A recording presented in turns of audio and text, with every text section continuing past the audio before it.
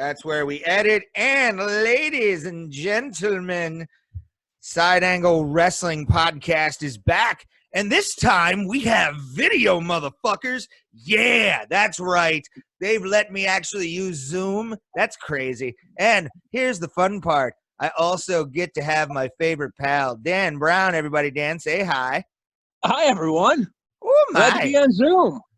Yeah, this is Dan's first time on Zoom. I think. I'm not sure. You and I Yeah. are like old men in our 30s. Like, we are not technologically savvy on anything. Like, we are. I feel like a lot of shit, even with like YouTube, I still feel like I'm learning shit about. It's like, I had to have somebody walk me through Discord a couple weeks ago. like on Patreon. Yeah, well, I know they use Patreon. I still have no idea what the hell happened. All I was that my voice was recorded, and I was happy with that. Woo! But my buddy is not only the only person we have live via satellite in his, what I assume is laundry room in Erie, Pennsylvania, weighing in at 200 and whatever donuts he eats. Ladies and gentlemen, the great Dan Brady, everybody. The least cool of the Brady names in entertainment, Dan Brady. What's up, guys? Not much. Dan and I were talking actually during WrestleMania. We talked during the Firefly Funhouse right before that. And Dan is it. For those of you that don't know who Dan is a stand-up comedian in Erie, Pennsylvania, and he runs a show when we can all finally go back to being what we want to be. At the Bison Beer Shop in Waterford, Pennsylvania. It's kind of in the middle of nowhere. It's a beer store. It's a dance hall attached to a beer store owned by the strip club next door.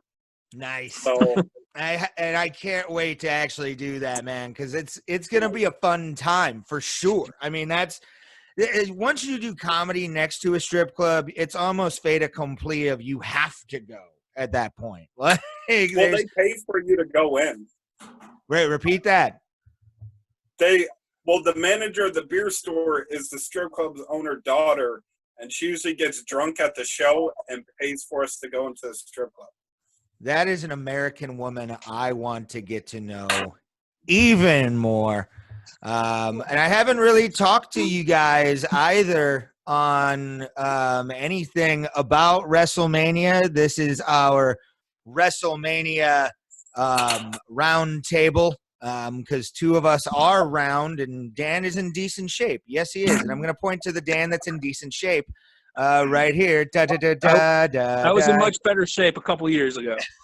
You're still better than both of us, I promise you, sir. Like, but this is the WrestleMania Roundtable with the Side Angle Wrestling Show. We have our thoughts on WrestleMania, and me and Dan Brown have not talked about WrestleMania since this podcast was talked about. All we did was set this up, make sure it's ready to go. Here's the rules of the roundtable. One person at a time. I will say that if you see somebody talking, just because we are in quarantine level, let that person finish just because, one, it's fair, and two, I'm not Vince. I don't encourage anything. But the way we're going to do this is I will obviously we'll get to some pleasantries, but I want to get to the wrestling roundtable rules. You guys will have the floor when I say your name, and I will click you on the Zoom window, and then you have as much time. And if the gentleman after you wants to rebuttal, feel free to after he has finished his thought. We're running presidential debate rules here, but it's going to be way more civil. And that's the lovely part of a Zoom, is you can run these rules, which is fun. And we appreciate you guys being here on the Side Angle Wrestling Podcast on the Big Fat Podcast Network.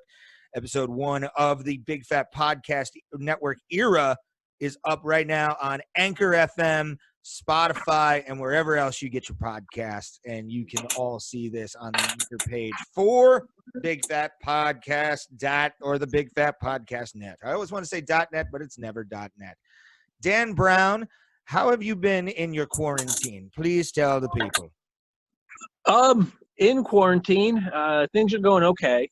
I've been working at home with the insurance job for almost a year now, so that part hasn't changed. I'm a little bit upset about all the gigs canceling because, the end of March was going to be really big for me, and April was going to be big, and May was big too. And as this goes on, it looks like I'm losing more faith in what's going to happen in May. I'm still keeping hope for June. Another that significantly, and it's hard to send out avails because everyone's no one knows when this is going to be back, so bookers aren't really looking to book, and you don't want to get on their bad side by sending this stuff out. It's a shame. It's disappointing. Of course, I finished my third comic book, and that came on my doorstep the Friday before the governor said, "Okay, Monday we're closing everything out." So I had 4 shows at the Funny Stop that weekend that I got to sell some of them at. Nice. Yeah, but it is what it is. Trying to stay positive. My wife works at the hospital, so she's an essential employee at Cleveland Clinic. So she's possibly exposed to it at any time, any given time. Just being safe and FaceTiming family when we can. But other than that, what about you, Ray? I've been, luckily I've been doing video therapy. Those of you know, when I did my first one of the new era for us on Side Angle Wrestling, I talked about my PTSD, my anxiety issues, and those have been pretty well taken care of. I really haven't had any kind of psychotic break, luckily. I haven't had any kind of crazy shit go on, which is fun, which is nice. And plus, I'm seeing a video therapist.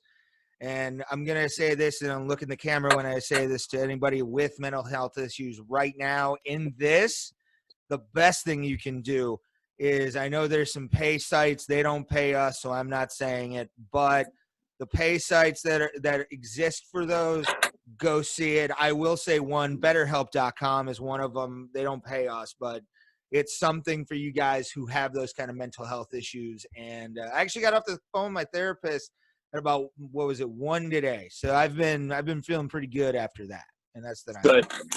Good. Absolutely. Dan Brady, you quarantine go wrong. What? Well, I've been doing as many Insta Live stuff or Zoom stuff as I can. I've just been trying to stay busy.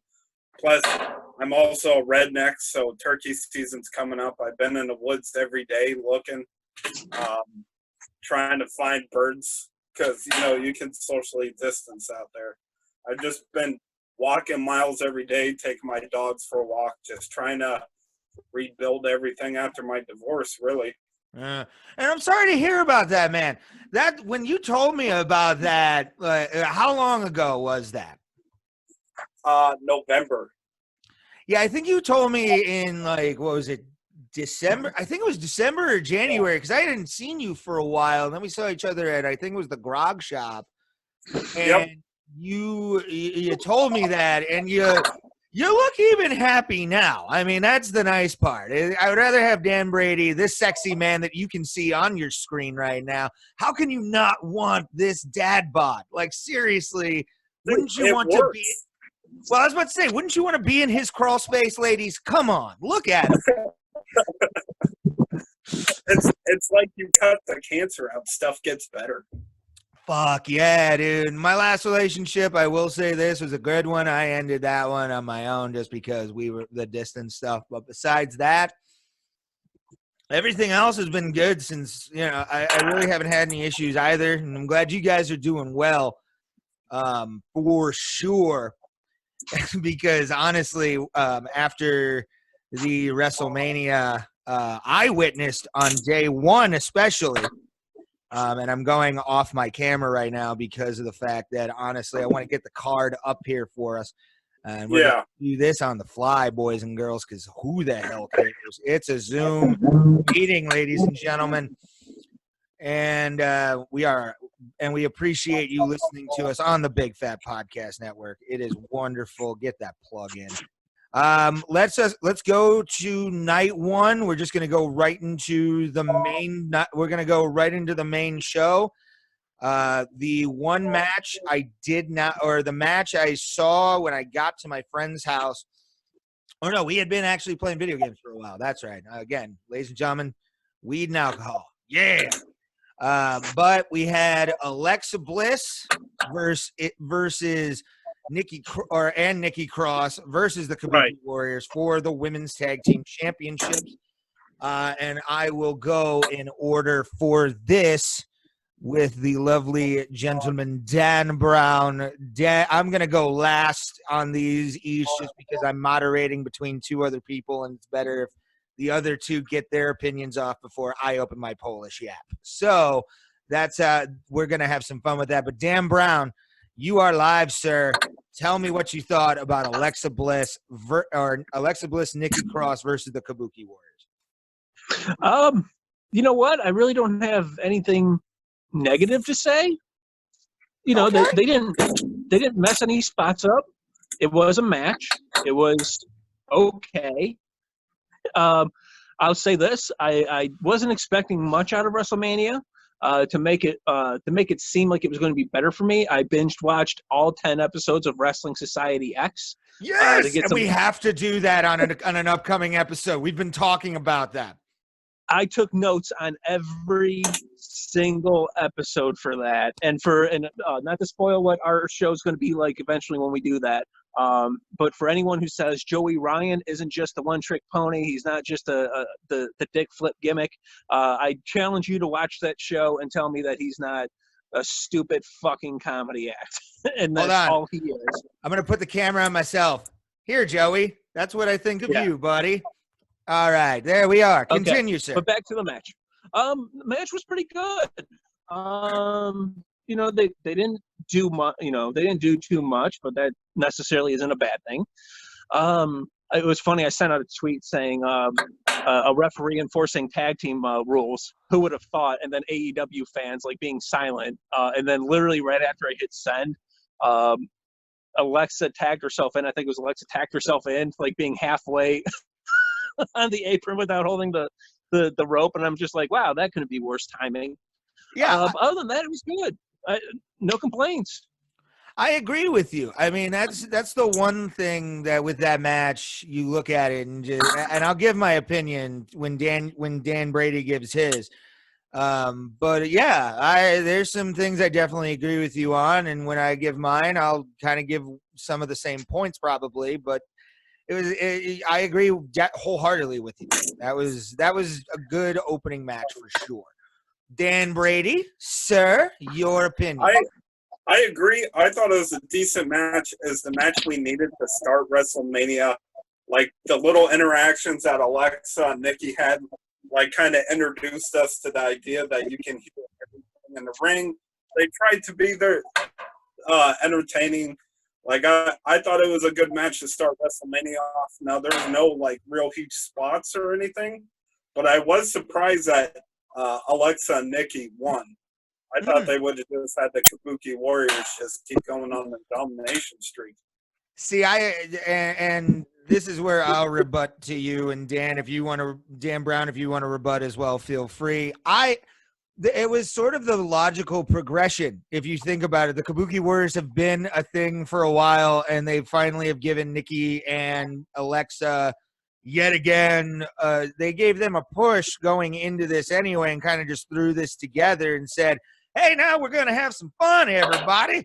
And the one thing I will say that I didn't like about this match was just, and I know it was because there was an empty arena and everything, and I get it, but dude, way too much yelling. Way too much goddamn yelling.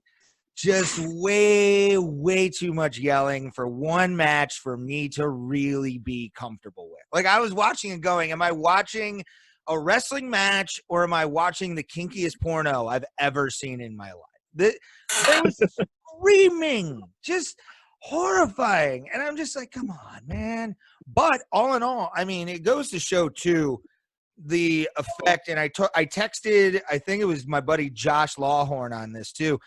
This was the most, or no, it was probably you, Dan. I think it was, where I told you that this was the closest thing to Japanese wrestling the WWE has ever gotten. I think you that sent was it to you. Josh. What's that? I think you sent it to Josh. That must have, because that's Okay. No, I'm talking Dan Brady. Oh, No, okay, I sorry. didn't get that. Oh, okay, then it was Josh Lawhorn. Anyway, but it is Wrong Marine. wrong Marine and lesser Marine, sir. Yes, you're on my show, so I'm gonna kiss your ass. All right. But the thing about, like, that was a good first opening match for a pay-per-view card, no matter the pay-per-view card. That was a nice opening match that kind of just kept everybody going, and it was just almost kept you in its suspense for what else they were gonna do during that match. Well, we come to night one, match 2 of the official card, and it is the man who falls from balconies versus the king himself. It was Baron Corbin versus Elias. Dan Brown, you have the floor, my friend. I was happy to see Elias wrestling. We never get to see that, literally ever. No. I think the match went a little bit too long for something that started with a man getting bashed with a guitar right off the bat. But I was happy to see Elias win. Another match where we weren't looking at, that many botches, if any. I think Elias actually came off looking really good. I mean, he's not the greatest technician in the world. He's not the greatest worker in the world, but I think he sells well, and I think he has good facials. So he keeps me invested. I hope to watch Elias wrestle more. Agreed, sir. And I will get into this match because, honestly, I'm a Baron Corbin mark, so I was kind of excited. And then when he had Elias, I was much more excited to see the match. And I will now go over to Erie, Pennsylvania with my buddy Dan Brady. I don't know anymore. I'm going crazy. It was a decent match. Like, it definitely isn't going to set anything on fire, but I think for both the wrestlers involved, it was good. It was a good Mania match for them. Kind of wish that Elias had a crowd for him, because the past couple Manias, he's just been playing the guitar or getting beaten up. Like, I think they both kind of deserved this moment, but I thought it went well for what it was. Something just kind of thrown together, two different wrestlers. I liked it. I also really enjoyed the fact that Elias won. Yeah, it was, and that you made some really good points, Dan, and it was there, in my opinion, outside of him winning the Andre the Giant Memorial Battle Royal, God, at WrestleMania 30 or 31? 32. 32. Yeah. 32? Okay, 32. I thought that was going to rocket propel him into the fucking stratosphere. And, like, this match kind of gave me that hope again that he may get more of a push than just this goofy ass King gimmick, because I love End of Days way too much. I love End of Days as a song, and I love it as a fucking move, even though Tommy Mercer used it first. But that's neither here nor there. Also known as Crimson for anybody. He was using that move before. Dan Brady, I just popped Dan Brady. I love it. I like that. Now we're going to go to match number 4 on the Wikipedia, but it's number 3 on your programs. Becky Lynch taking on Shayna Baszler, the Queen of Spades, former and last AIW Women's Champion of the world. She was the last person to hold the AIW Women's Championship after the tragic passing of Chandler Biggins of AIW. If you don't know who any of that is, you need to go check out Absolute Intense Wrestling. And we had Dan Brown, what was your thoughts on this match? Dan? No, Good match. Oh, you there? Okay. Yep, we're there. Good match. Surprising ending. I thought Shayna was going to win. Okay. I am kind of fantasy booking when I do this. I would have had Shayna win, and then the next night on Raw have the rematch. And then that's when you make Nia Jax have her return, punch Becky in the eye to lose the match. And then whether that sets up Becky and Nia or that takes Becky off TV for a little bit to, let her cool off. Not cool off, but you know what I mean? How can we miss you if you don't leave type of situation. Yeah. Or you can use this as she lost her belt. She's losing the mojo. She has to rebuild herself back up. This way the fans don't turn on her. They stay with her. They're cheering for her. And then when, maybe SummerSlam or Survivor Series comes around, whenever the next time she's going to be facing Shayna, it's a good rematch. Okay. I can definitely see where you're going with that. But they didn't do that. No, of course they won't. Why would they do anything like that? Why? Why would the WWE do that? Dan Brady, prepare yourself for judgment. I was expecting this match to be a squash. I expected Shayna to just come in, throw Becky. Well, the way they had booked it, I just kind of expected it to be a one-sided battle. They had everyone still there? Yep, we're here. Yep. I just no longer has a time limit popped up. Yeah, I saw that free gift thing. Thank you, Zoom. We appreciate that. Sponsor us. Big Fat Podnet. I'm glad it was a good back and forth. Becky had some great spots. I thought Shayna did well. I am a Becky mark. I do love Becky Lynch. I am glad she still won, but the only outcome they had really booked with the story, especially with Shayna destroying the entire Elimination Chamber, she should have won. The way they booked that, it was kind of like years ago when they booked Asuka as she's going to destroy Charlotte Flair, and then Charlotte beat her. It's kind of one of those it could have been better, but it was good. I really enjoy where women's wrestling is. I thought it was a good match. Okay. I'm going to have a complete and utter, and this is an honest thing, different opinion than all of you. I felt that Becky was winning this from the start, and I'll tell you why I know this. Because of the fact that I had seen Shayna a few times in AIW. And when you watch somebody month to month, you can kind of see what their idiosyncrasies are, where they are, and how in the business deep they are when it comes to their skill level. Shayna Baszler can hold the Beyond or Evolve or any other independent wrestling promotion's belt. Without a doubt, she's a legit MMA badass. She's one of the most savage women I've ever seen in a wrestling ring, bar none. And this is even going like Luna Vachon level. Her real skill in the business is amazing. And the thing I saw when I first watched this match was Shayna is still too new. Shayna's still too new, even in NXT. She's still too new in WWE for sure. Yeah, it's going to get MMA fans into it.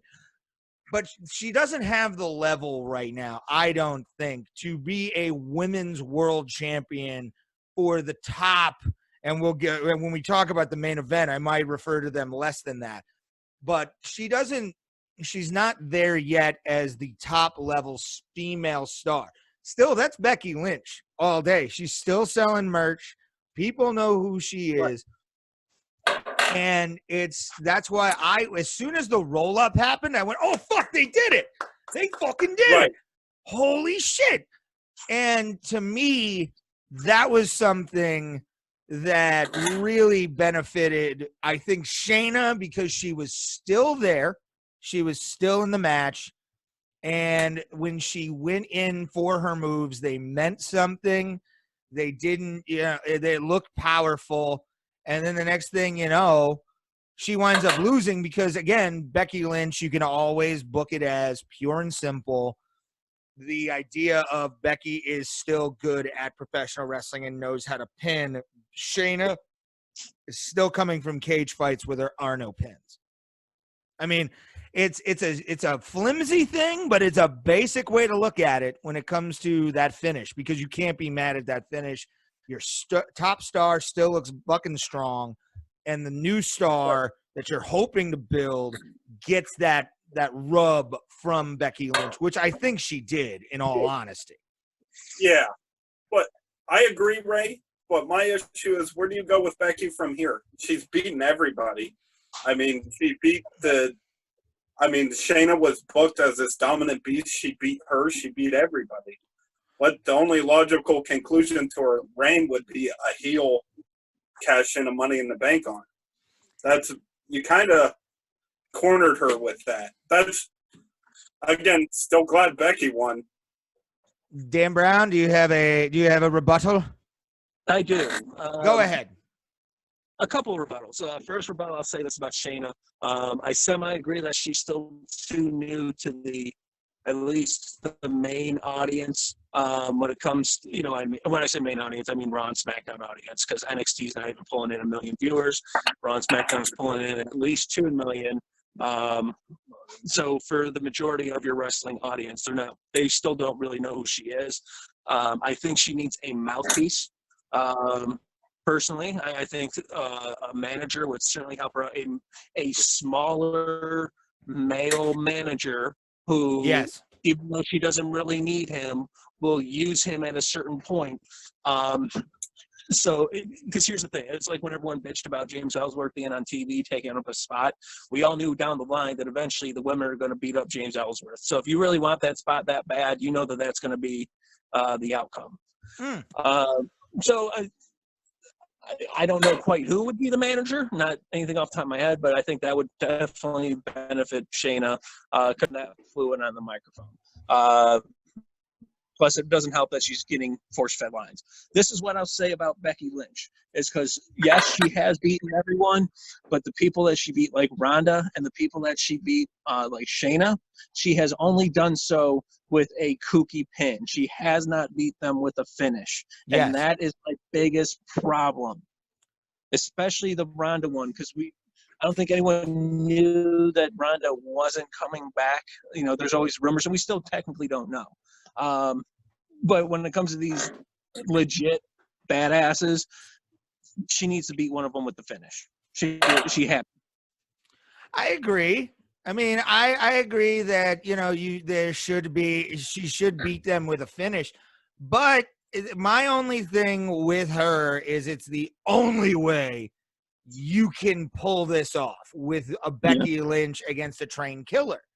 Legit trained killer. And I hate to say that and disrespect wrestling, but it's just it's weird.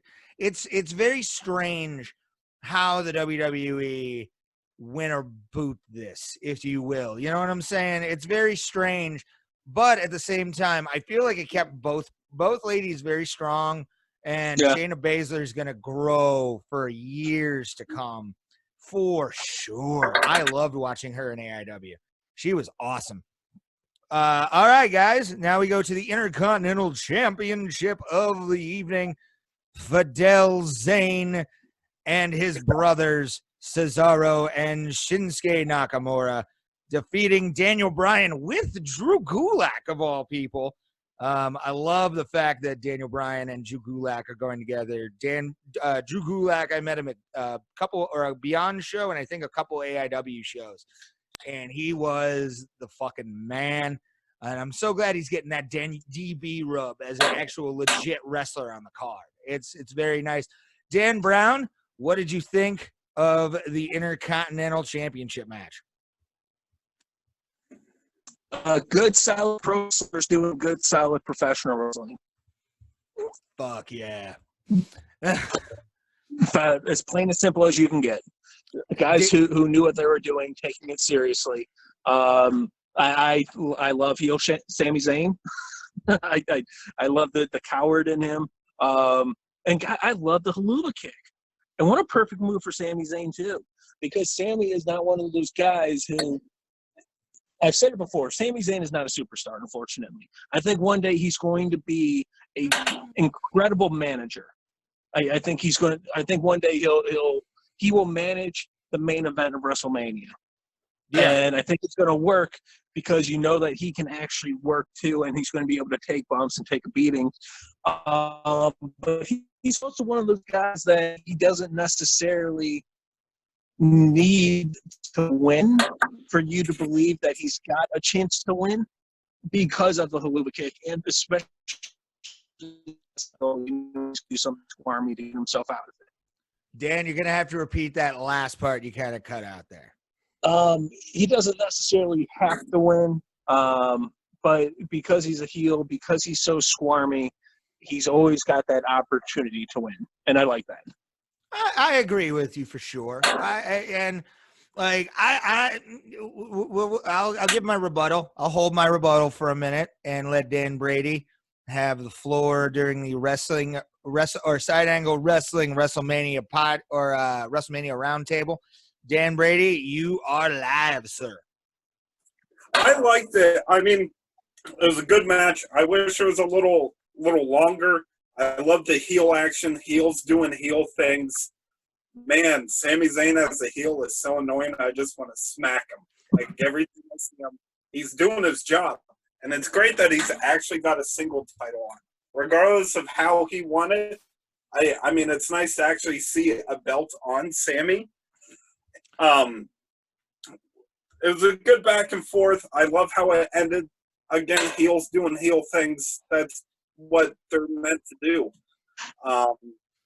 And mentioned earlier, I really love the Drew Gulak, Daniel Bryan team up. I can't wait to see where that goes. But overall, it was a good match. It was a good filler match. It was better than the matches that were coming on the card. But I agree. For sure. My opinion on this match, Dan, I'm going to give a rebuttal to you. And I'm going to preface this by saying this. I don't think Sami Zayn could be world heavyweight champion. I don't think he can be universal champion. I need to get that out of the way. I do agree with you that he will be a great manager once the era of managers comes back, because Lord knows I want to be on that fucking train when it happens too. I love managers and I want to be one.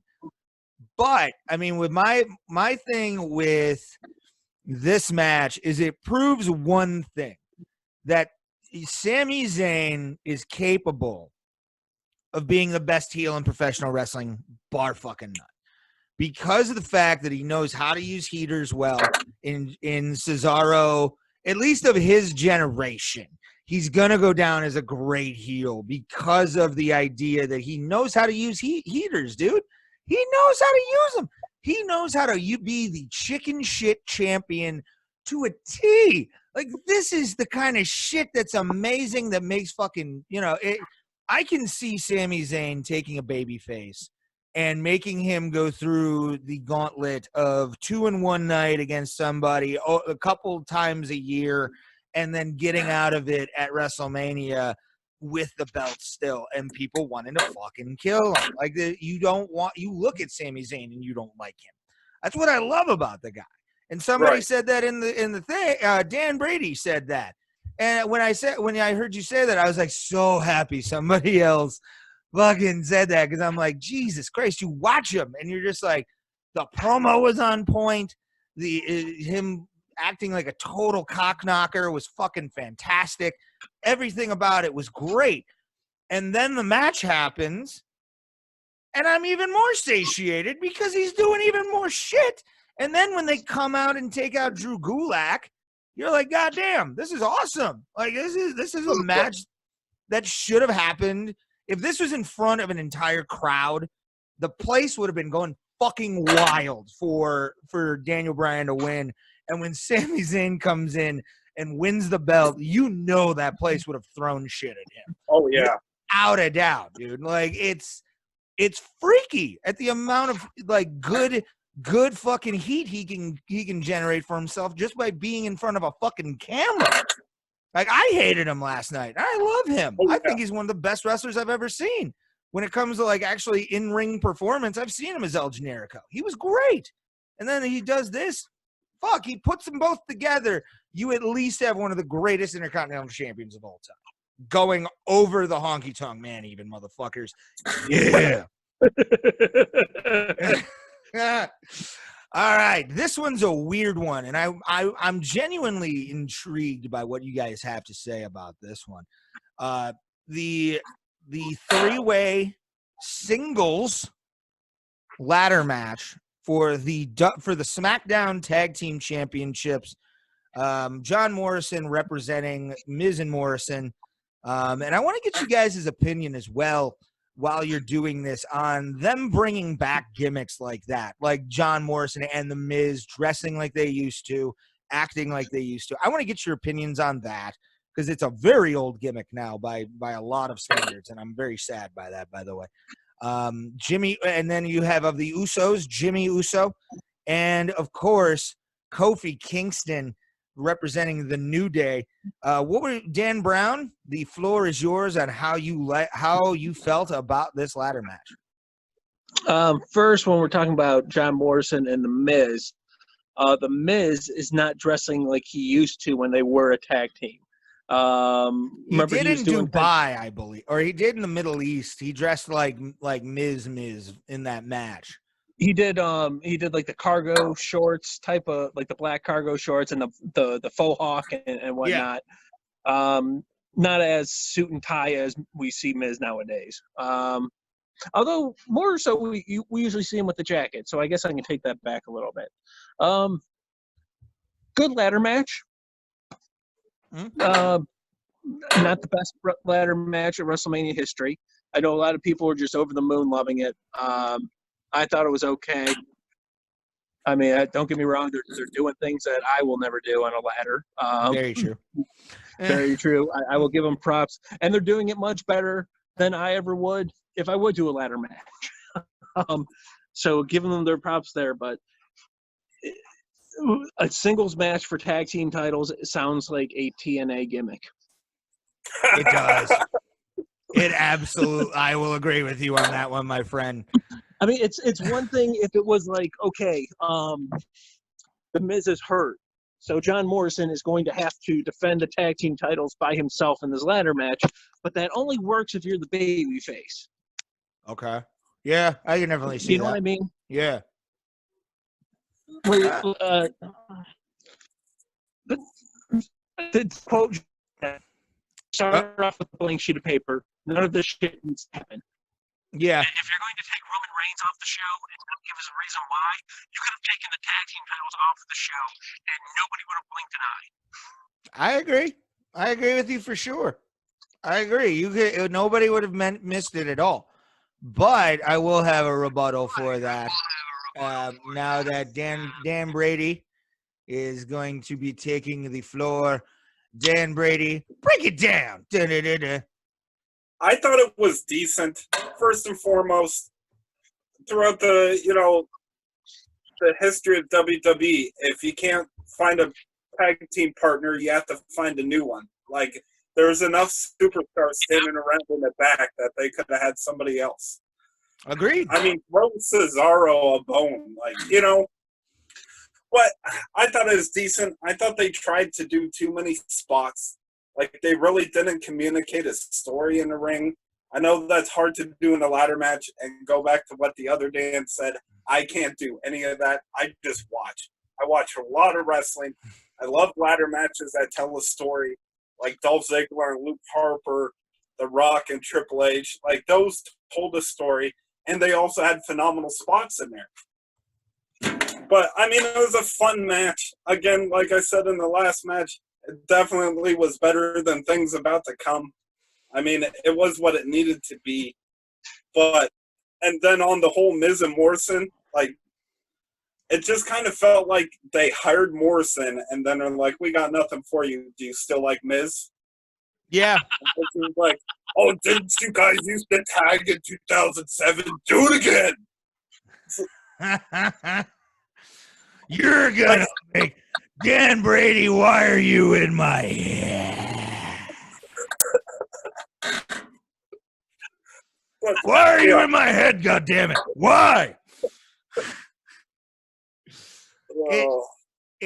To be honest, with the Miz and Morrison coming back as a tag team, I was excited to see John Morrison. Was not excited to see the Miz. I think the best thing the Miz has ever done is open up a Victory Fridge store in Ohio City. I do not find him entertaining, Sam. I am, and I never will. And the fact that they put John Morrison, I honestly think it meant the Miz was getting stale, and they decided to bring John Morrison in. And Dan, to your credit, Dan Brady, I will say this. I agree with you that they really just signed him to get him away from Impact Wrestling and all the independent circuit places that are completely holding the, a lot of people who draw other people, and the WWE wants them eyes. But sadly, the way they do it compared to the indies is, and I'm not saying the indies are right. No, I'm not one of those guys. I like going to indie shows, but some of the shit I watch at indie shows are just like, what the fuck? But I honestly thought this was probably the best match of night one. Night one, especially, this was the just because I'm a mark for ladder matches. I like them. I rarely get to see them live, so it's, unless it's WWE programming, obviously. But I honestly thought like it's a definitely toss up for the best match on night one between match one and then match two. Or the next match, or match 6 and match 7, which were, in my opinion, the two best matches on this card for night one. Night 2, we'll go to that as we're getting along. But I honestly think, though, that ladder match, for the situation that they put themselves in with the pre-tapes and all that, they put on a fucking great ladder match. Like, I was actually very impressed. Except for, obviously, when Jimmy Uso, landed on a crash pad at one point. Which was number one bullshit in my opinion. Just let the fucker fall. Like, he's chosen to do this. Just make it fucking look good. And they did that with the Elias thing too. He fell on a crash pad. Like, go fuck yourself. Why are you doing this? You can also make the old school argument of we didn't use crash pads, motherfucker. So that's always a fun time. Does anybody have a rebuttal to my thing? I see Dan Brown has a rebuttal first. Dan Brady also holding his thing. Dan Brown, rebuttal. So here's my main rebuttal. I'm going to say one slight thing, kind of in agreement with you when it comes to the Miz. I think one day he'll be a great manager, he'll be a great manager too. But for everyone who complained that it's like, oh, for the longest time, it's like they complained about Roman Reigns' in-ring work, and when they were saying he can't talk in the mic, but his in-ring work is what mattered the most. And then you see them cheering the Miz and chanting awesome and all that horse shit. It's like, fuck you, that doesn't work. You can't have it both ways. But I'm going to say this, when it comes to John Morrison, it's really on him for signing with WWE, though. I mean, what spot did he honestly think he was going to take? I don't know. I mean, to be honest. Does he honestly see himself having a match with Brock Lesnar? Does he see himself having a match with Braun Strowman? If he does have a match with Braun Strowman, does he see himself going over or with Roman Reigns or Drew McIntyre? He signed himself knowing that he was going to be in the middle card. And if he didn't know that, then that's on him. So that's all I got to say. I agree with you, sir. Dan Brady, you have a rebuttal as well, sir.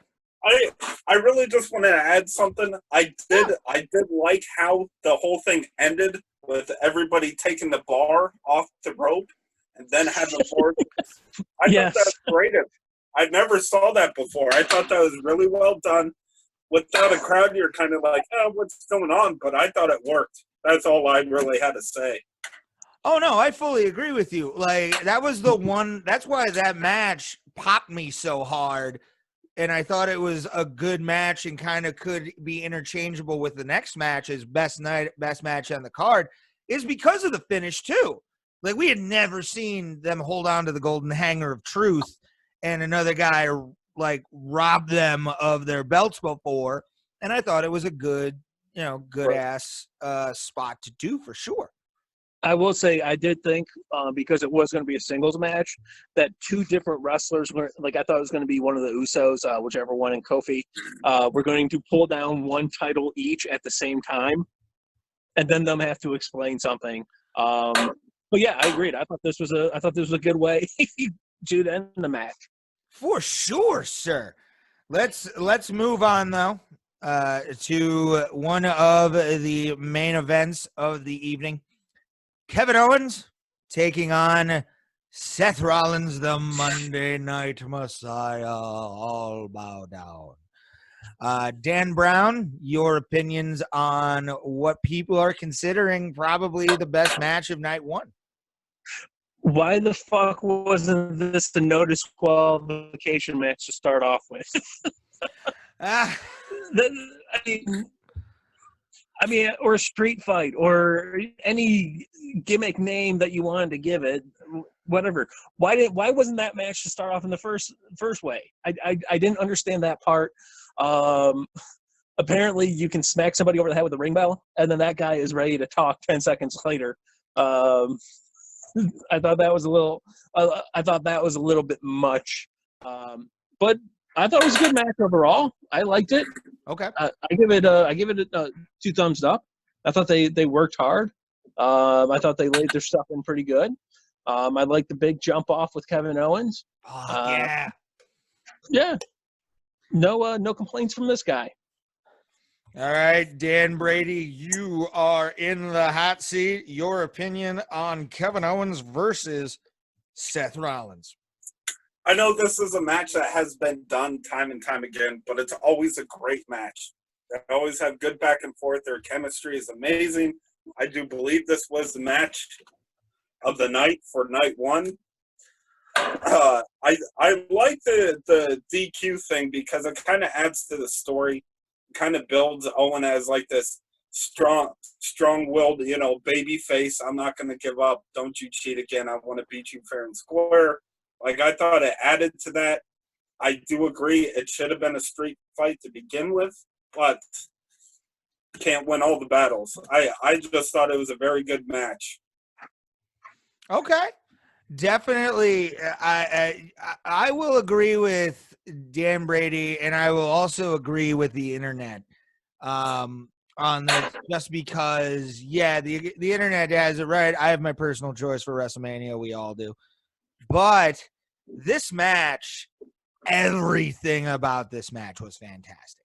Every single little nuance that they did, the little trash talking that they were doing, the idea that, at the end, Dan Brown, I agree with you, sir, for sure. I don't think he should have gotten up and talked. Would not have been a great idea to do that. Right as you're fucking having one of the best matches ever. If you're gonna have the guy get hit with it, have some medical attention. Take him to Vince McMahon's favorite place, a medical facility. Do those things to make it a little bit more interesting than just, Kevin Owens after getting, and again, Dan Brown, I'm going to you on the picture here because I want to, commend you on this point because I thought this as well, was the idea of he got hit with a bell and then 10 seconds later he's fucking cutting a promo. Like, what are you doing? Like, why are you even up? Like, you're supposed to be on a stretcher, motherfucker. That's the point. And I know that there's marks out there that tell me, hey, motherfucker, it's wrestling. Fuck you. Wrestling used to be a roll of quarters and you could fucking send somebody to the Cleveland Clinic over it. All right. So I don't want to hear it, dude. Like, to me, this was one of the better worked matches on the card because both guys, and Dan Brady, you brought up their match over and that they've had a few times. Ring of Honor released their match for free on YouTube. So it was definitely, I watched it myself. And I loved it, and I was even more happy to see it happening at WrestleMania of all places. All right, now we're gonna go into what I consider the meat of this shit sandwich. These last two matches are the meat of the entire day.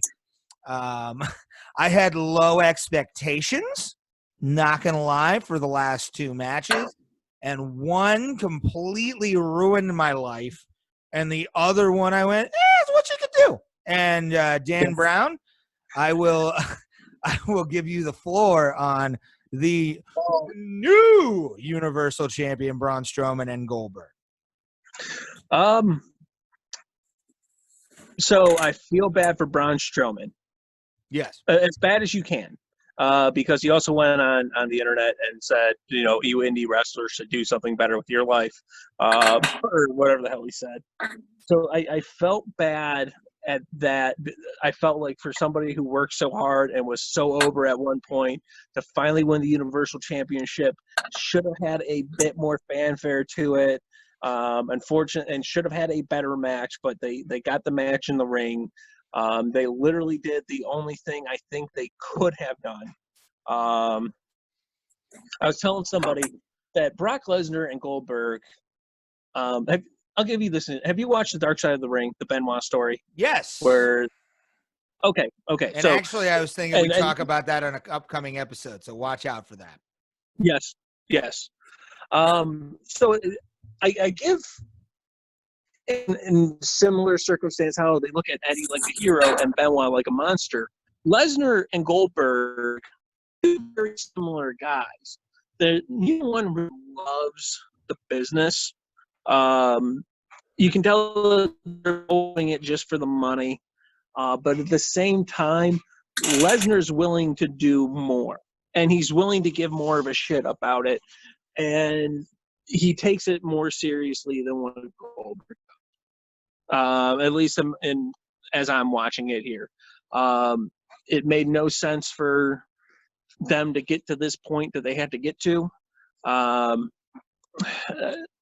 don't give it, I don't give it a dud rating. I don't give it any negative star rating. 2.5, that's as good as you can give it. Okay. Yeah, I muted myself for a second like a jagoff. But I can definitely see your points on that. And I will give my full thing on that after Dan Brady removes his big tuchus from the hot seat of the Side Angle Wrestling WrestleMania Roundup. Dan, what did you think about Braun Strowman and Goldberg? I didn't expect much from this match, and I thought it hit lower than that. But I agree with Dan. I feel bad for Braun. Braun has worked hard. He has came very close to winning the title several times, and then those opportunities just seem to disappear. He deserved a better match. I feel like he definitely deserved the crowd to be there, just like all these wrestlers. But good for him. I'm glad to see he's finally got the strap. He's the biggest guy in WWE right now. He should have the belt at some point. But I was never a fan of Goldberg. Never was. I was never Goldberg Mark. Yeah, I know. I was a weird kid. But every time he comes back, he seems to be just taking the opportunities away from guys who do this night in, night out. He took the title from Kevin Owens. He took the title from The Fiend. Just sit back at home, tell your kid about how great you used to be, and get on with your life. That's personally what I feel.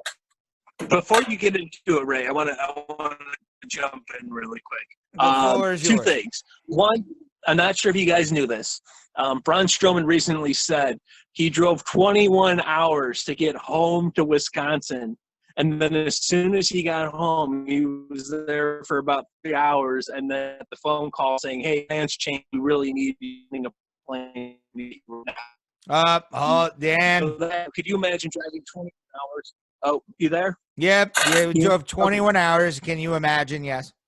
Yeah, he drove 21 hours, just got home, and then was told, okay, we're sending a flight. Plans have changed. So at the same time, kind of a poor son of a bitch type of thing. But hey, you got the title out of it. I'm going to say this about Goldberg too, and it kind of goes back on the Brock Lesnar Goldberg analogy I was giving you. Both of them are attractions. The difference is now we believe that Brock Lesnar could be a champion, and because of his persona, there's a reason why he only shows up when he wants to show up, and I can get that, compared to Goldberg, who's clearly just a part-timer, and it makes no sense for him to go over on your major talent. It's one thing. Hell, if he wanted to come back and have a match with The Miz or John Morrison and make that a 30-second squash, that's fine. Do it on a big card. Do it in Brooklyn. Do it in Chicago. Do it wherever. You get the sold-out audience chanting Goldberg. You get the good nostalgic feelings, and then you leave. No one's really hurt. Nothing's done either way. That's fine. But yeah, anytime you see Goldberg with any gold around his waist, it's a cluster going on backstage. Oh, abso-fucking-lutely, dude. Like, that's the thing about this match. I had probably the lowest expectations for a match, for this match especially. This match was, like, I had hopes for the Boneyard match. I really thought that was going to be something decent, something possibly that, you can, watch and be like, it wasn't that fucking bad.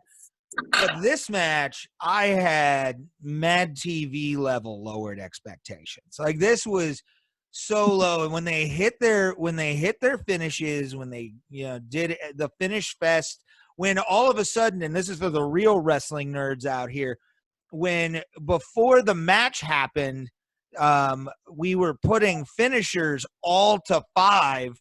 And just throwing them left and right in SmackDown versus Raw. I mean, I've never seen so many finishes thrown in one match. And not even in, and we'll talk about the main event of day 2, but main event of day 1, or the championship of match 1, I wasn't expecting that. I was honestly expecting Braun Strowman to lose. I thought he was going to lose. And when I watched Goldberg do the job, the first thing I did is I called a buddy of mine and was like, he fucking did the job. Like, what? How the hell did Goldberg wake up that morning and go, I don't want to be Universal Champion anymore? Like, how does that happen? And then to put it on Braun Strowman, Dan Brady, to your point, this is now a bit of an issue. This is the Braun Strowman issue. I'm always a fan of heavyweights getting the belt. Yes.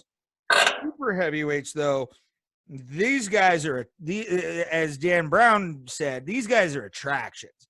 They're not world champions, because who's going to take the fucking belt? This is almost like Stan Hansen in the AWA. Like, or Kevin fucking Nash, sir. Yes, I agree with you.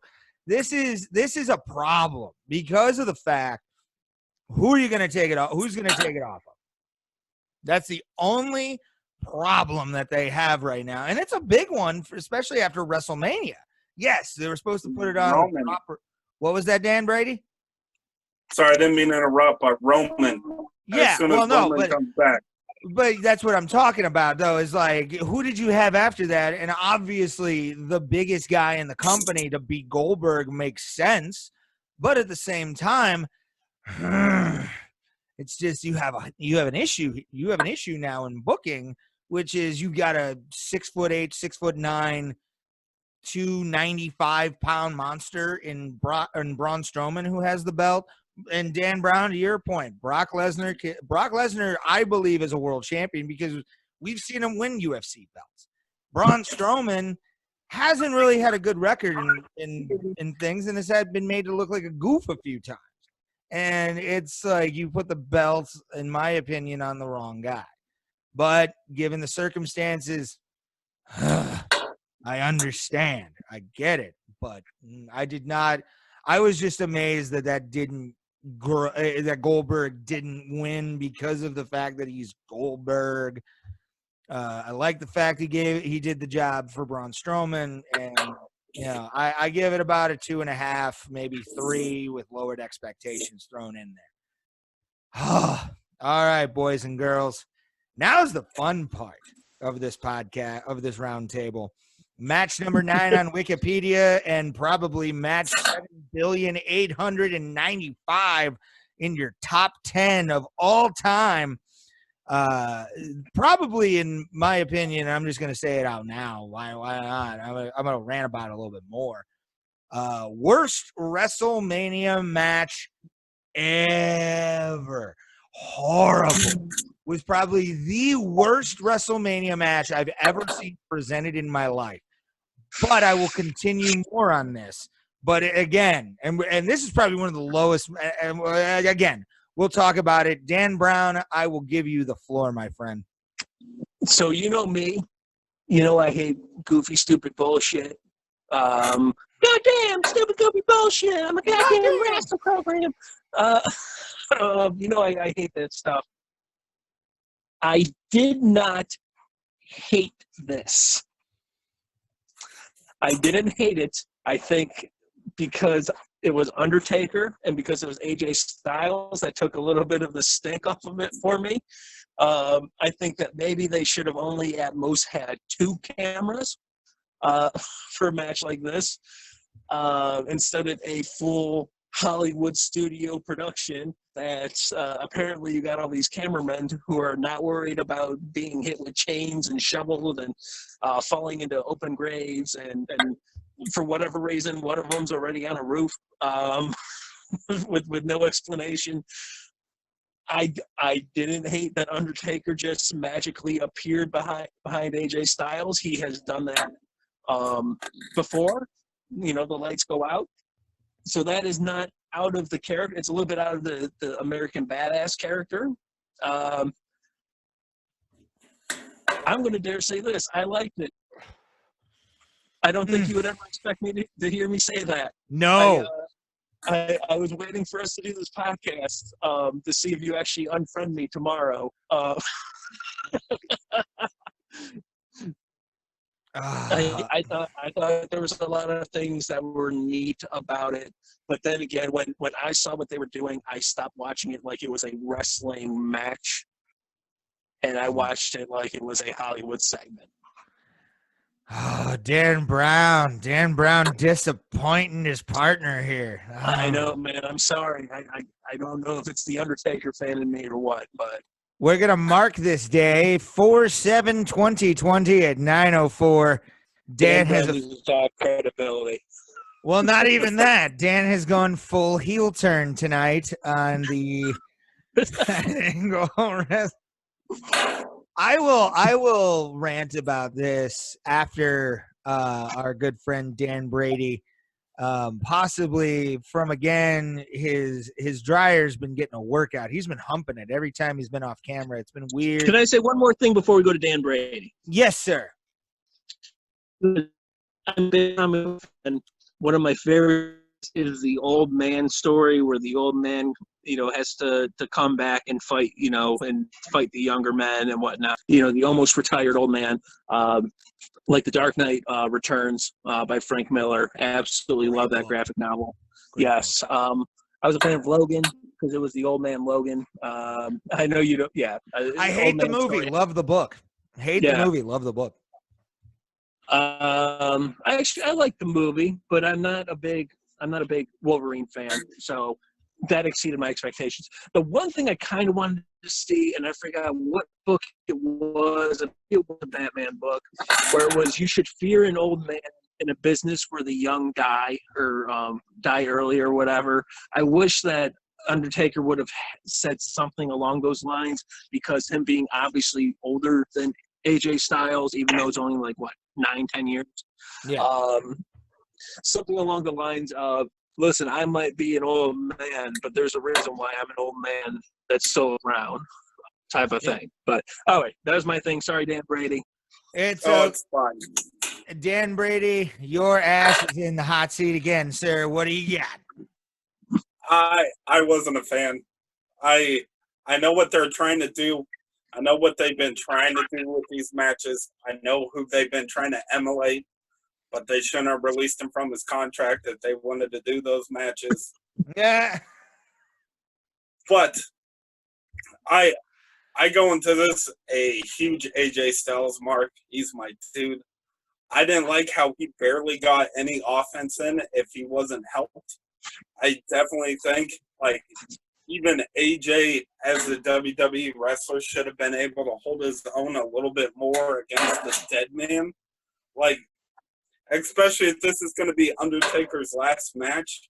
At least that's what they're kind of hinting at. Like, should he have dominated that much? You know? And it's just the camera angles. I just thought I was watching a B horror movie. You know?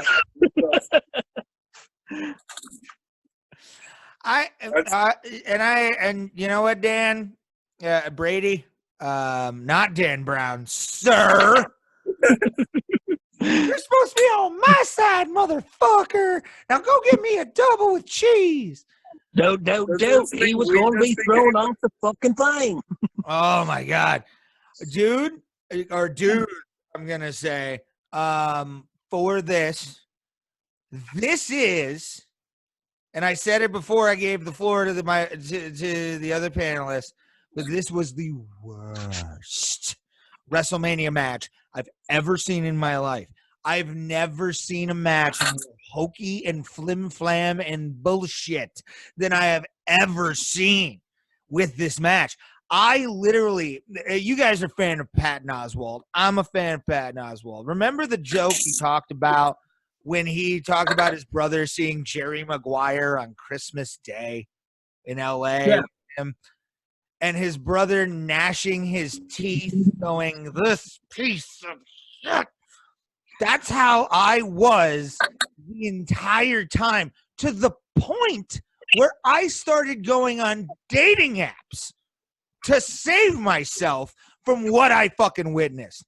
That was, without a doubt. And again, me and Dan, I'm putting the camera on Dan because him and I have been established in this show. We love Jim Cornette. Yes. We love Jim Cornette. And guess what? I did listen to Jimmy's review on his thing. What the fuck was this? What the fuck was this? How can you look at a fucking not even, and Dan, I'm going to tell you something. I know you're straight edge, sir. I understand that you're straight edge, but I'm thinking you fucking got high before you watched this fucking match. There's no way, Dan Brown, that you fucking did any drugs in any day or any hour of the fucking year. But motherfucker, when you said that, I literally was just like, this is the most bullshit thing I've ever witnessed. And I've witnessed live the Boiler Room Brawl. Okay? I've witnessed live at the age of 7 the Boiler Room Brawl at the Q. That's less bullshit. Anything Vince Russo, and I'm going to put the camera on myself because, Vinny, you fucking blocked me, and I want you to know, fuck you too. Block me too. Dan Brown, I know he fucking blocked you, sir. Daniel Brady probably just sucks his dick. But anyway, fuck this shit. Fuck Vince Russo. Yes, I'm on your side. I'm having fun. Shush. I'm high and I have alcohol and I'm talking about wrestling. I'm happy. But the thing about this match is I would rather watch Judy Bagwell on a fucking forklift than watch this fucking piece of shit ever again. I watched it sober the next day and it enraged me even more because I realized that any person that, and I'm looking dead in the eyes of any wrestling fan that like this, Dan Brown and Dan Brady. Dan Brady's excluded. Dan Brown, I'm looking you dead in the fucking face. That was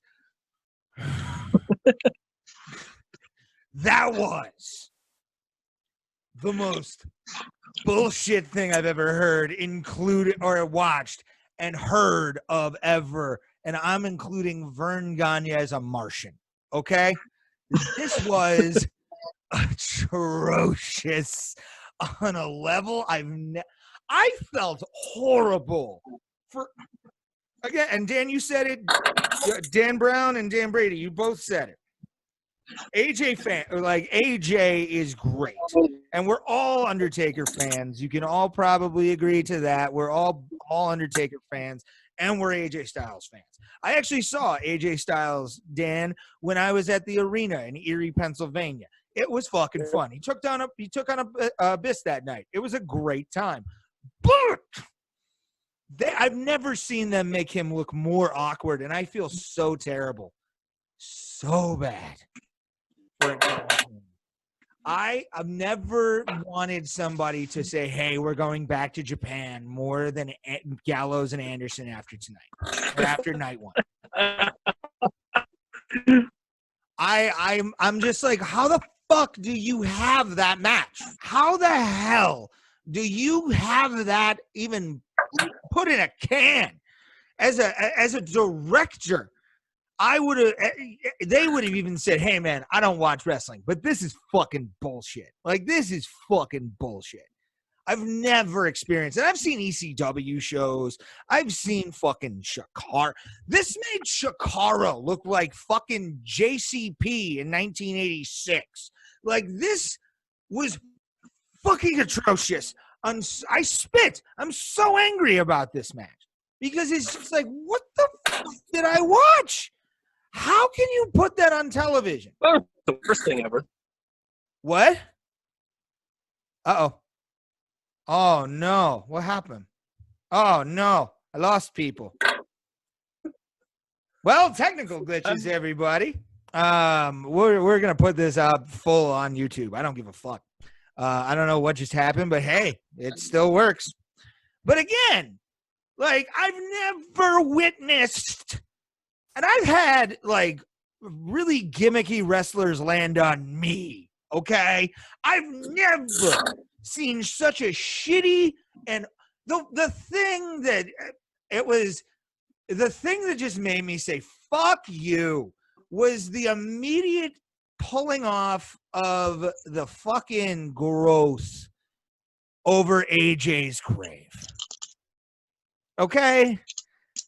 Not only did I verbally say, fuck you, Vince, but it made me question my fucking fandom. And if there's fans on Twitter, hit us up, Big Fat Podnet, tag fucking the Side Angle Wrestling in there, because I'll answer your fucking ass. It's me that's answering because I have access to it. Fuck that match. That was terrible. Awful. I couldn't believe Vince even gave it a go. Like, and he's done wacky shit. But this, for me, just angered me as a professional wrestling fan, because I'm like, you want to see some shit that fucking wrestling or non-wrestling fans can fucking say, oh, that's fake, that's bullshit. Prime fucking example. That's what pisses me off most. And I hate to be that angry on this. I just couldn't believe that made fucking air. Like, who the fuck? Dusty would have never thought that was fucked up. And he did a fucking cowboy promo for a goddamn cage match that he took around the country. Like, what the fuck, man? Like, it's just,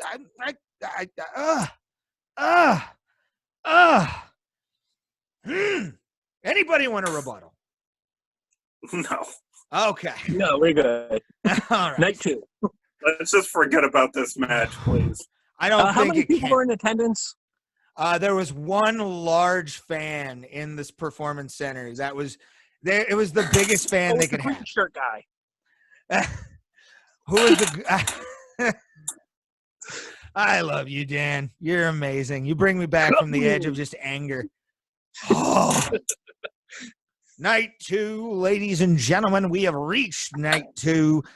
Fuck the pre-show match because that was boring. And we will go to the number one match, but it's number two on your Wikipedia page. Charlotte Flair versus Rhea Ripley for the NXT Women's Championship. The first time it's ever been defended, or an NXT title has been defended at WrestleMania. Adam Cole is yet to do that, but I feel like he's going to be doing that soon. And he'll probably be he'll probably be one of the guys in WrestleMania defending a title. But Rhea Ripley versus Charlotte Flair, Dan Brown. What did you think about this match? Rhea and Charlotte are my two favorite women wrestlers right now. I really wanted to see Rhea win. I was shocked that she didn't. and I might be wrong here, has anyone gotten out of the figure 8 after it gets locked in and Charlotte Boza? Has anyone gotten out of it yet? Not that I'm aware of. Dan Brady? I think the triple threat that they had at WrestleMania between Sasha, Becky, and Charlotte, I think the only way Becky got out of it was because Sasha interfered, but I think that's the only time. I could be wrong. But no one's ever gotten out of it on their own doing. Yeah. They're protecting the move. Yeah. They're protecting the move. I hope that they pay more attention. And when I say they, I mean the commentator saying, "Oh, the figure 8, no one's gotten out of the figure 8," and really drive that point home, probably for the next year even, and really drive that home. So, or until her and Rhea have their rematch, or whatever, because I think there's going to be money in the rematch as well. Yes. And if you're planning on Rhea beating Charlotte at that point, that might be the perfect time to have someone break out of it. I will now give the floor to Dan Brady and let him talk about Charlotte Flair versus Rhea Ripley. And for the record, I thought it was very good. Okay. Really quick, sorry, Dan. I forgot to mention that. I thought it was really good. One of my friends was like, I thought it was sloppy. I thought the parts that were sloppy were meant to be sloppy. Like like it's two people trying to get the advantage on one another. And obviously that's not going to look clean if it's a real fight. No. So I thought that part was, I'm going to say this 2 thumbs up. I thought this was better than anything on the first night. Very much so. I agree with you on that. Dan Brady, the floor is yours, sir. I thought it was a really good match. I'm kind of disappointed in the ending. I really felt like Rhea should have won that. I mean, I like the back and forth. I like that they established Rhea as the underdog in the match. But I feel like she came off a victory with Shayna Baszler. I felt like she should have went over Charlotte. You know, like she's the new woman's talent in NXT. She's one of their shining stars across the board. I felt like it would have been good to invest in her and have her beat Charlotte. But what can you do? It was a fun match to watch. I thought it was a great match to kick off night 2. So for sure, sir. Dan Brown, I'm going to bring up some points you made. One of them being the idea, and also what Dan Brady said, that I will bring into this because I did have these 2 things in my head. And it almost goes the same route as Shayna Baszler. But Rhea, I do think is more ready for that spot. I do think that she has definitely gone from being, in my opinion, like they said in that package, just another Charlotte clone, blonde hair, the pink and red tights or whatever it may be, and turned her into, in my opinion, the hottest woman in professional wrestling. Like I love every little piece of what she does in her gimmick. I love, the punk rock chick. I'm down. I honestly thought this match was the best way they could keep Rhea Ripley strong without completely killing her right off the bat. Obviously, she's going up against a legend, somebody whose father taught her how to put over new stars and not just make it all about themselves. Charlotte definitely shows that, and I see that she wants to build the women's division and build the future of the women's division more than she wants to. And I'm not saying there's egos in the women's division right now, because really there's not. I mean, you ask for some of the best women's wrestlers on the planet, they're in WWE and NXT. Yep. But honestly, it had to happen because Dan Brown, to your point, the idea I think is going to be is Rhea Ripley's coming to the main roster after all this bullshit's over, and they're gonna kind of wage a war for a couple days, or not a couple days, but a couple months. They're gonna split and go off in their own way, and then finally come back to it at WrestleMania next year. I honestly do see that happening for Rhea because she deserves it. Like, we've been talking about her, you know, on this podcast. I mean, when we did the Side Angle Wrestling draft that's on our original page, one of my draft picks was Rhea Ripley. There's one person that I wanted in the female division to build the division around. It's Rhea Ripley. That's somebody that is your next top star. And the way they kept this match, and the way that, yes, Charlotte won, but she's the veteran. They kept making those little nods to being veterans and stuff, or Charlotte being the veteran, and Rhea putting her belt on the line, all that kind of stuff. And it made for a very compelling match because of the fact that it was right there, and you couldn't help but see the storyline that was happening right in front of you.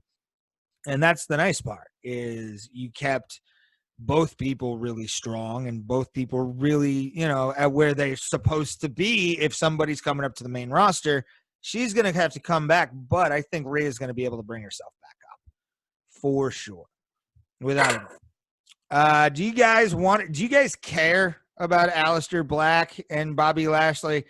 I think we can all agree that match was basically what it should have been, except for it made Aleister a little bit bad. It's a very quick little nugget. Aleister Black went over. That's a good thing. I think he should be pushed more. He's a great talent. That's all I got. Agreed. Thank you, Dan. Yep. Thank you, Dan Brady. You're awesome. Now we get to the goofy comedy match. I love how I also look in this video like Jimmy Neutron right now. That's kind of nice.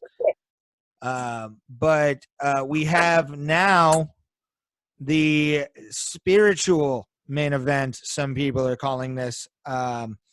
Otis versus Dolph Ziggler. The true ugly man story. The idea of you can possibly look like Daniel Brady and still get a girl. This match, as succinctly as you can, Dan Brown, what did you think? Two hardworking guys having a skilled match. Good stuff. They each got their stuff in.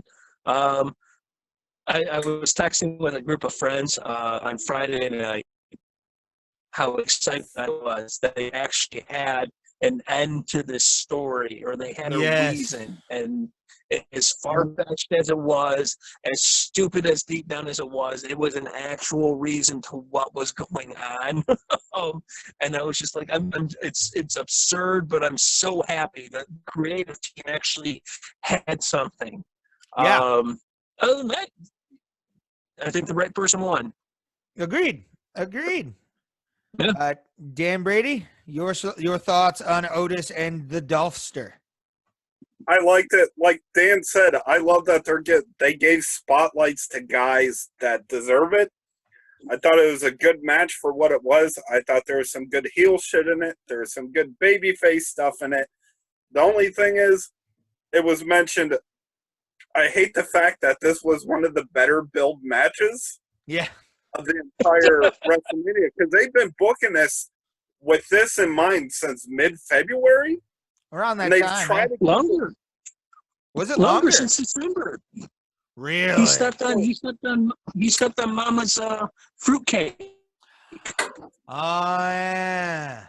See, like, why wasn't the main event build up like that? Like, it's good story-driven match, but why can't they do that with other matches? Yeah, brother, you bring up a very good point, especially on that, man. Like, I've never seen. And their video package was fucking long. Like, I'm glad Dan Brown said that they've been doing, because I remember also the fact that they did the thing in the Royal Rumble where Otis saved Mandy Rose because he had a crush on her. Yeah. It's been going on fucking forever, dude. I'm just sad he wasn't able to yell Chucky. I personally, I don't know. I don't like Otis. I think he's just too overt. He's trying too hard when he goes, "Yeah, baby." Like, no, stop, please. That's only for Adam Cole, sir. It's only for Adam Cole. Only I for will say that him and Tucker do not phone their matches in, and they don't phone. As bad as some of the creative can be for them sometimes, they are giving it 110%. And that's the sad part, really, because it's just like, I don't know. I just don't get them, and I just don't like them. But I did agree with both of you. The right guy won. Great match, so, for what it was. Now we move on to what should have been one of the co-main events of the evening.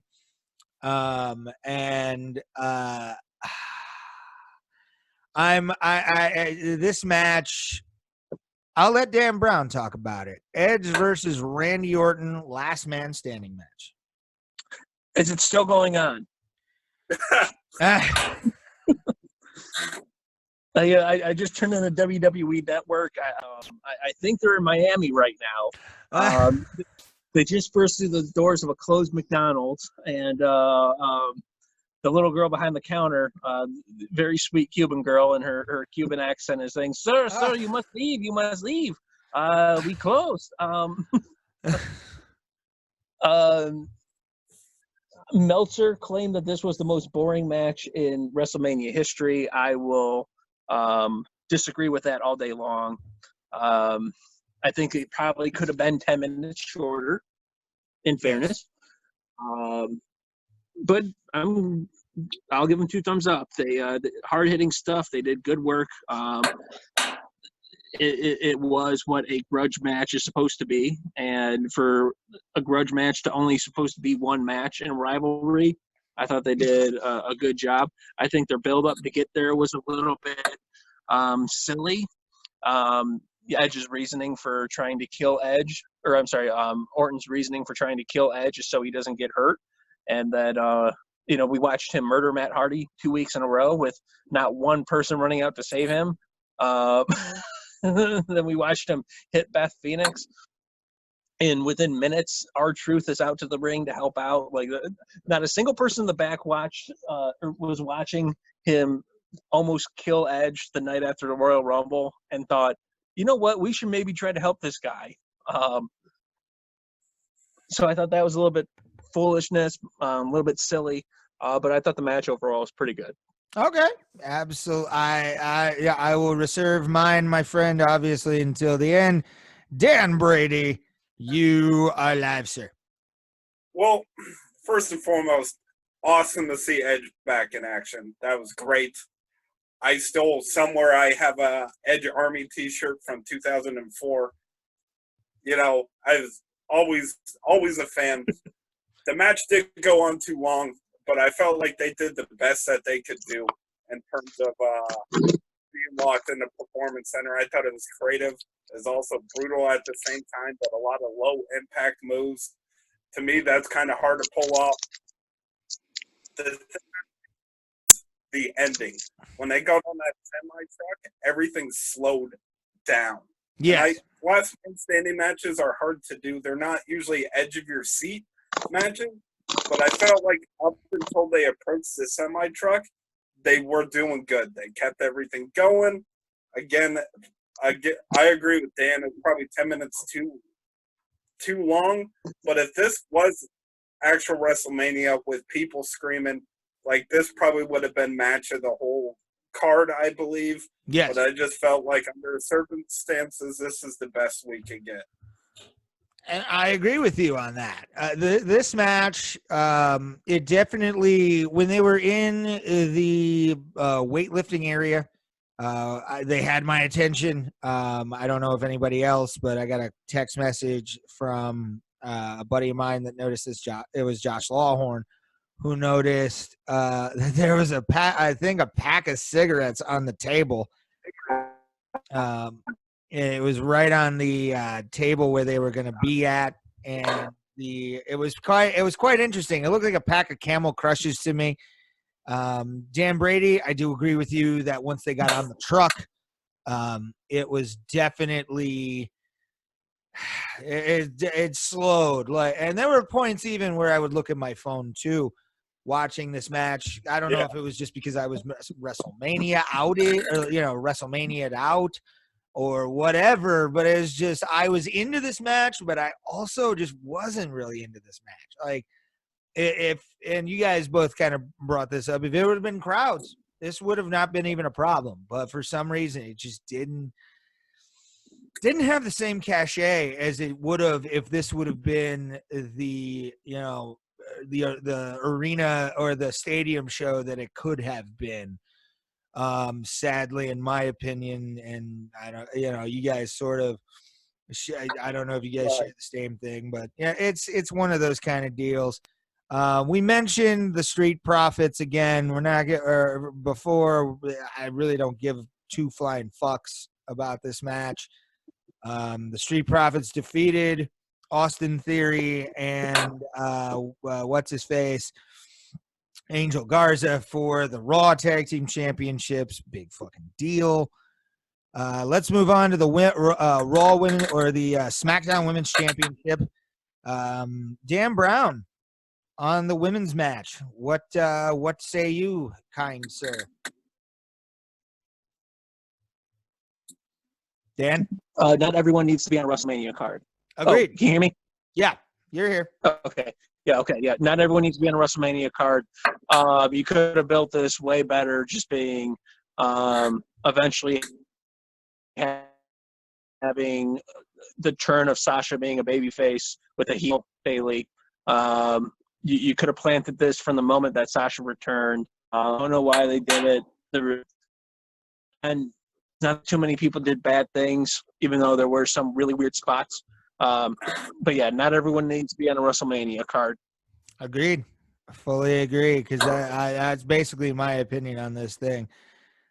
So I'll forego mine. Agree with Dan Brown. Dan Brady, your opinion on the SmackDown Women's Championship match? It was a decent match, but my issues are with how come SmackDown never gets a single title, or SmackDown, the women's title, never gets a single match at WrestleMania. They did a six-pack challenge. Then last year was the triple threat with Becky and Charlotte and stuff. And also, like, how dare they do that to Bayley? I feel like Bayley's really turned herself around. She still isn't the greatest women's wrestler of all time, but she's 180'd her gimmick. She's been good as a champion. She deserved a rivalry, a single one-on-one match, and we just get Lacey Evans trying to win. Fuck Lacey Evans. I don't like her. I don't like the fact that they make her military service part of her personality. She was a radio technician in a non-deployable unit. Get the fuck out of here. Daniel Brady giving his America speech. I love it, brother. I love it, sir. Hoorah I was to texting you how much I hated her, right? Yeah, you were. That's funny as fuck. Oh, my God. Now, ladies and gentlemen, we get to my opinion of night two, the best part of this whole card. When Gronkowski gets a 24/7 championship? Absolutely not. That's he doesn't need another fucking championship. He's got 3 fucking rings that he cheated. All right, so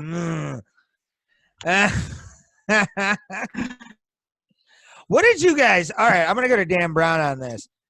Rob Gronkowski even being a part of the WWE, yay or nay?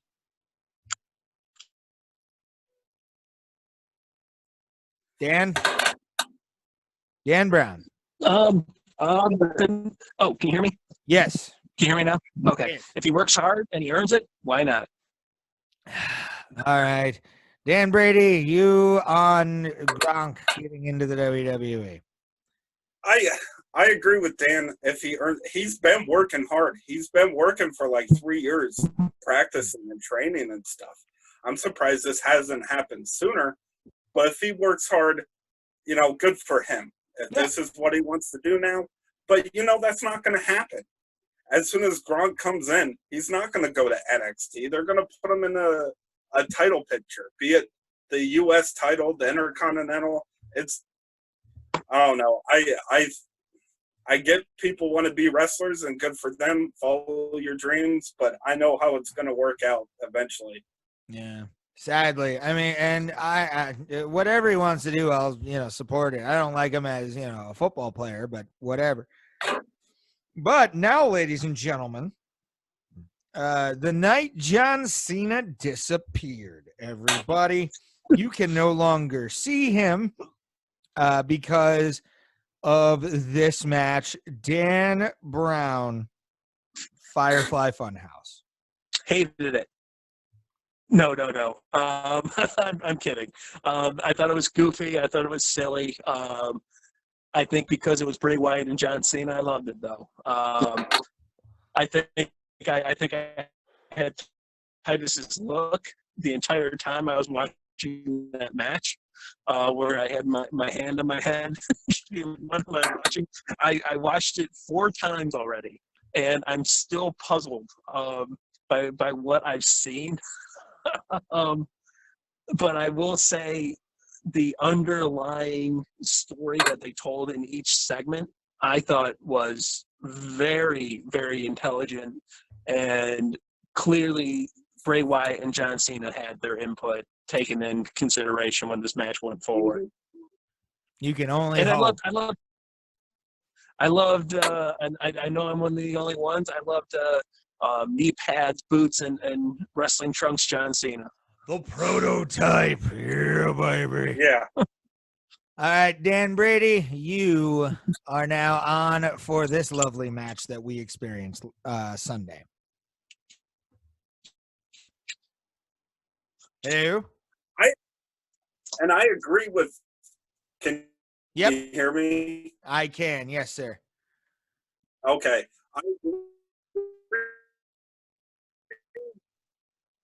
I agree with Dan this time than the last match that he had with Randy Orton, and that that was terrible. Yeah.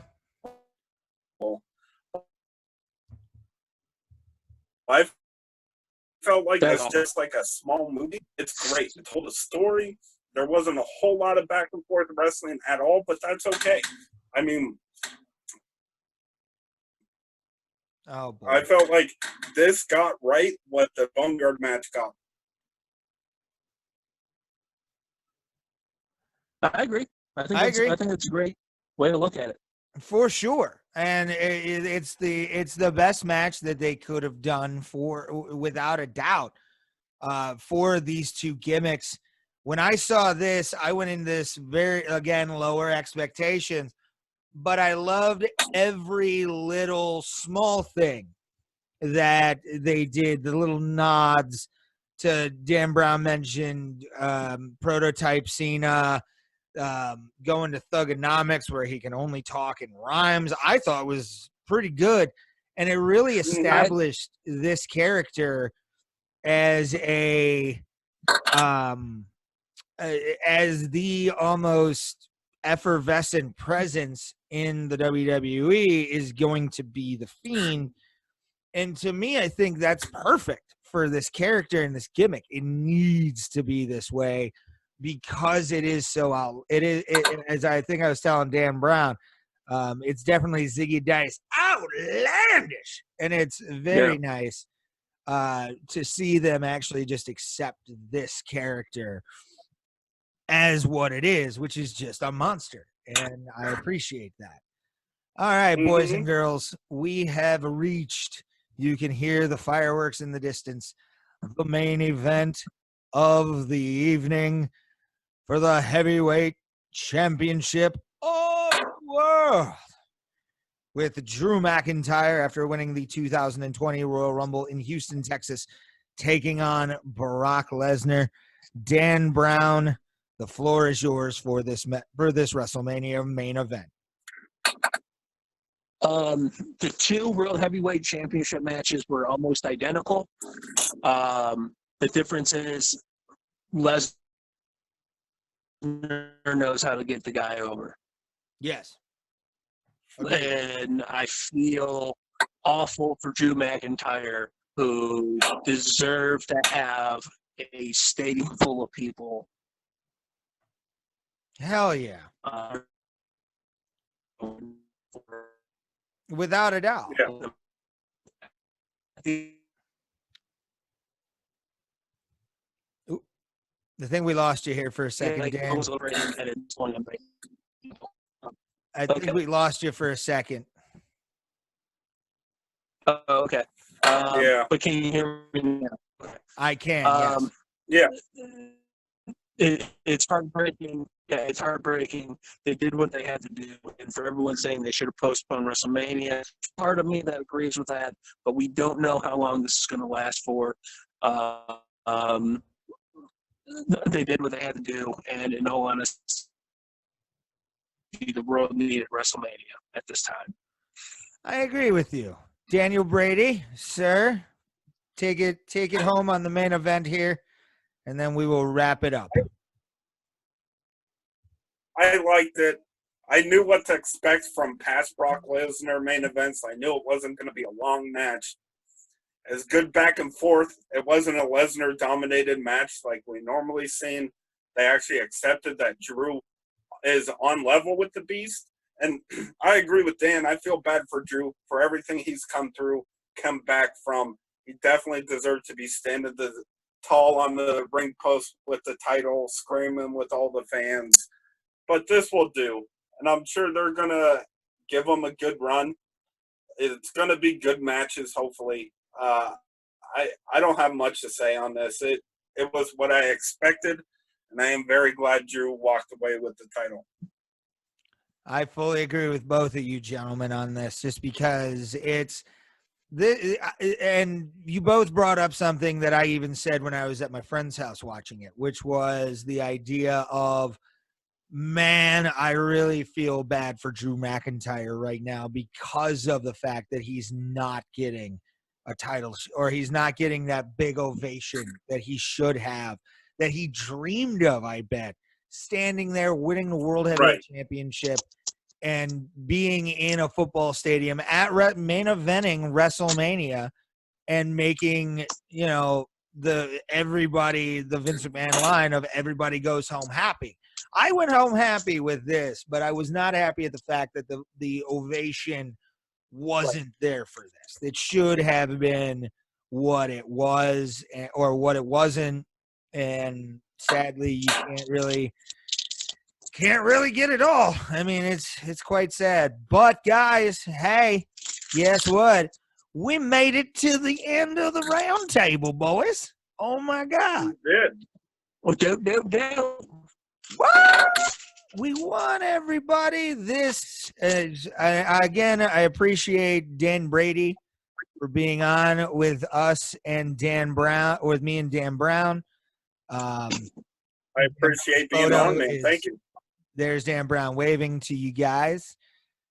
Dan Brady, what is your social media tags for everyone? Facebook and Instagram, it's DB Comedy 814. That's how you can find me. And then thank you for having me on. It's been fun. Oh, absolutely, my friend. We'll definitely have you on again. And real quick, again, you're at Bison Beer once the quarantine ends. That's where the comedy show is. And I'm looking forward to doing that myself. Trust me, my friend. Oh, yeah. Absolutely. Dan, again, another side angle wrestling show. I know we do these every millennia, but every time we get on, it's always a fun time. Give them your social medias and your website, my friend, and we will call it a day. DanBrownComedy.com. Social medias is at xdanbrown. Facebook is Dan Brown Comedy. Other than that, Dan Brown and Heyman Save Christmas Parts 1, 2, and 3 are now available. I don't have an online store set up yet, so just go to my website, send me an email. We'll figure out a way to get those to you. And when everything starts getting back to normal or semi-normal, book me. I lost a lot of gigs. I want your money. And then I don't know when, but hopefully my dry bar comes out before fall. Absolutely. And then for Dan Brown, I am Ray Hyclak. You can find me at Ray Hyclak. It is my full name. Just put an @ next to it and it'll show right the hell up. My YouTube is at Ray Hyclak as well. Search that out for my videos, my 15-minute set from the Pickles and Pint show in Willoughby, Ohio is up there. It's my longest set, and actually the one I'm most That was a proud good- of. So thank you, my friend. I appreciate that. I do. I appreciate that a lot. It was definitely a work of art that night. Let's just say that.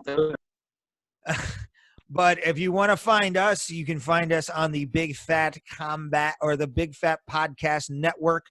It will be up this week. The video will be going up immediately on mine and Dan Brown's YouTube channel and Dan Brady's. I will be sending them this, and you can watch on either of ours. Give us all likes, shares, and subscribes. Share us out.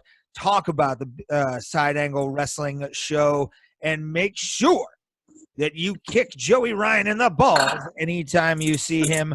For Dan Brown, then Daniel Brady, this is Ray Hyclak on the Side Angle Wrestling Show. Thank you guys for watching, and have a great night, everybody.